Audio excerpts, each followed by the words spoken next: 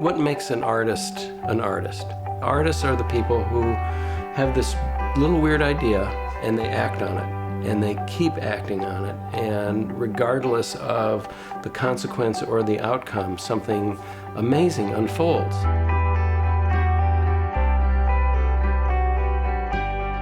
We think of ourselves as artists first. Beauty is our prime directive. That's the thing that motivates us.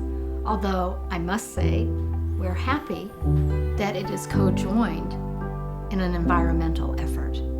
My name is Judith Selby Lang, and I'm a mixed media visual artist who uses beach plastic to create sculptures, installations, jewelry, all from things found at the beach.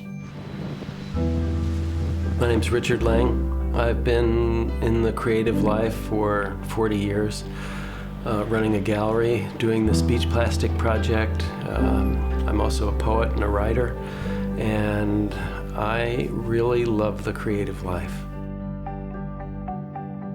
Kehoe Beach? You've never been to Kehoe Beach? Anyway, we made a date for Kehoe Beach, and that's when we discovered we had both been doing this plastic picking up for 3 years. And we started a project right away.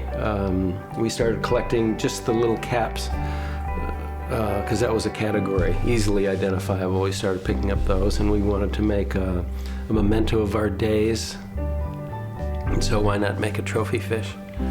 And so we made this trophy fish to hang on the wall, and we were invited to be in this art show, and that was kind of cool. And then we got invited to do a show at the local gallery, Gallery Route 1, and they were giving us almost the whole gallery, and we thought, well, let's do this for a year. Let's just see what we can find in a year. And so the show was already titled, 2 People, 1 Beach, 1 Year. Not only one beach, but only 1,000 yards of one beach. And we felt by really focusing our attention on this tiny beach that we could show what would happen if someone devoted themselves to only the tiniest problem on the planet. But together, if all of those tiny pinpoints are accumulated, something really grand could transpire. So anyway, we have backpacks and small collecting cloth and canvas collecting bags. And we go always to the right, that's where our 1,000 yards is to be found. And we gather up in small bags all the way along, and then we meander back and fill up a larger duffel bag. We find things from all over the Pacific Rim: disposable lighters, combs, brushes, toothbrushes, lots of personal care kind of products. This is something significant. Something is going on.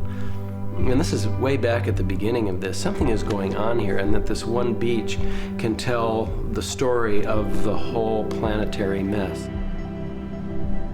The first question everyone asks us is, where do you put it?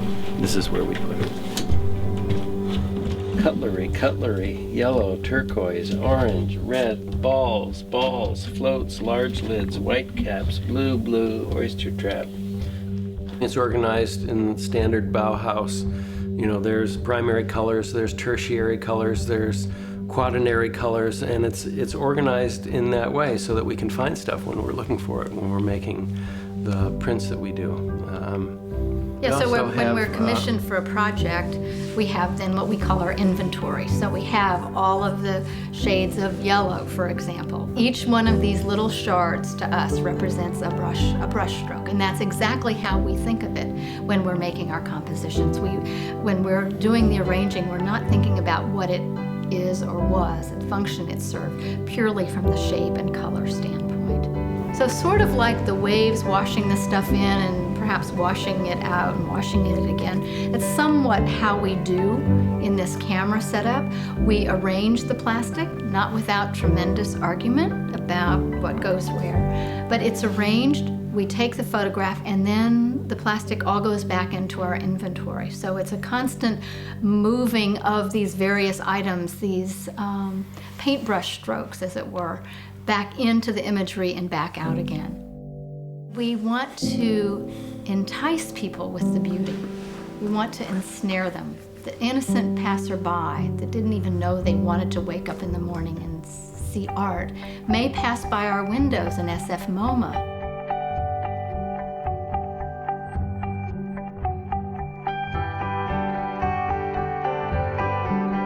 And they look up and they see these things in the window.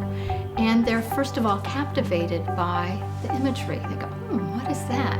And then they move forward and they go, what is that?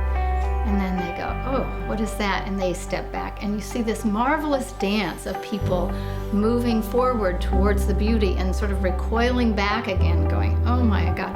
And then they move forward and they go, oh my gosh, that was once my whatever, my toothbrush. Oh my goodness, I'm implicated in this cyclic return of this stuff. So that's really what we're playing with, is this dance of, and using beauty. Beauty is really the enticement. We feel like that has power.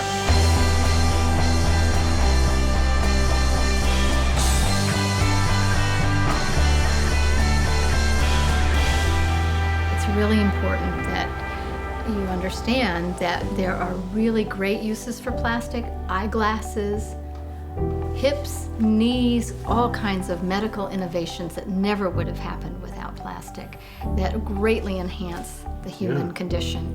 It's just that single use, quick in a flash and it's gone, kind of indiscriminate use of plastic that we really believe has to stop.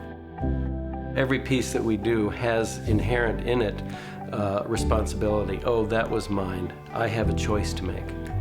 I don't want to take that scoop of ice cream tasting with this spoon that I will use for 4 seconds and then throw away. It's a real marriage of the insides of a person and the outside of a person. And how are you going to take action? And we know that action happens when you're in love. It's just the truth of the world, that you don't do things out of fear. The long-term action comes when you're in love. And for us, it's being in love with each other. It's being in love with this place that's so beautiful. And in love with the planet, let's not forget. Yeah. That the person, the place, and the planet is really the whole love story here.